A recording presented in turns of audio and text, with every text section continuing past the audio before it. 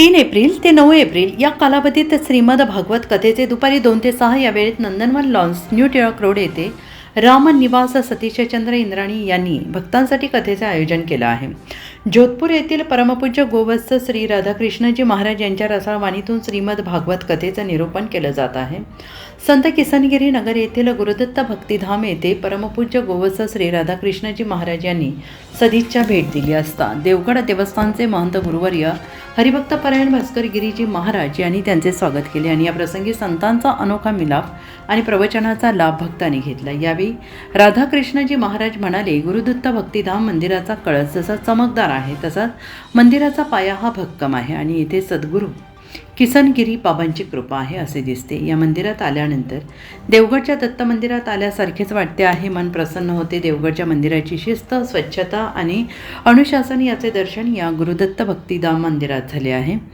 गुरु आपल्या जीवनात येतात आणि प्रत्येक जीवाला भगवंताची जोडण्यासाठी येत असतात. गुरु हे स्वतःला जोडण्यासाठी नाही तर परमेश्वराला भक्तांशी जोडण्यासाठी येत असतात. ज्या भक्तांवर सद्गुरू कृपा आहे त्यांना भास्करगिरी बाबा यांच्यासारखे गुरु मिळतात. श्री क्षेत्र देवगड येथे अधिक मास निमित्त दिनांक 21 ते 27 मे या कालावधीत विठ्ठल रस भक्ती महोत्सवचे आयोजन करण्यात आले आहे आणि या महोत्सवामध्ये श्रीमद भागवत कथा, कीर्तन तसेच नामदेव भक्ती, तुकाराम भक्ती तसेच संतांच्या सान्निध्यात कथा, कीर्तन, रसकुंभ होतो आहे आणि याचा सर्व भक्तांनी लाभ घ्यावा असे आवाहन हरिभक्त परायण राधाकृष्णजी महाराजांनी केलं आहे. हरिभक्त परायण भास्कर गिरीजी महाराज म्हणाले, गुरुदत्त भक्तिधाम मंदिरात परमपूज्य गोवत्स श्री राधाकृष्णजी महाराज यांनी सदिच्छा भेट दिली. हा दिवस सुवर्ण अक्षरांमध्ये लिहून ठेवण्यासारखा आहे. गुरु हे सर्वश्रेष्ठ आहे. गुरूंप्रती नतमस्तक राहावे. देवाने संत भिन्न नाहीत. देवावर, गुरूंवर विश्वास ठेवा, श्रद्धा ठेवा, धर्मावर निष्ठा बळकट करा, देव, देश आणि धर्मासाठी कार्य करा. सद्गुरू हे भक्तिमार्ग सांगत असतात. निस्वार्थ भक्तीने परमेश्वराची प्राप्ती होते.